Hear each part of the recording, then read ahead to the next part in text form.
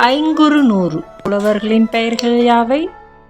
கடவுள் வாழ்த்து பாடலை பாடியவர் பாரதம் பாடிய பெருந்தேவனார். குறிஞ்சித்திணை பாடல்கள் கபிலர்.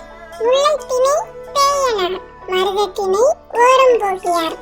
நெய்தத்திணை அம்மூவனார். பாலைத்திணை ஓதலாண்டையார். தொகுத்தவர் குளத்துறை முற்றிய கூடலூர் கிழார். தொகுப்பித்தவர் சேர மன்னன் யானைக்கச்சை மாந்தரன் சேரல் இரும்பொறை. மொழிக்கு முதலில் வராத எழுத்துக்கள் எவை? த ந ர ல ழ ல ர ந என்னும் வரிசைகள் சொல்லின் முதலில் வருவதில்லை. ஆயுத எழுத்து சொல்லின் முதலில் வராது. கவிஞர் சு. வில்வரத்தினம் பிறந்த நாடு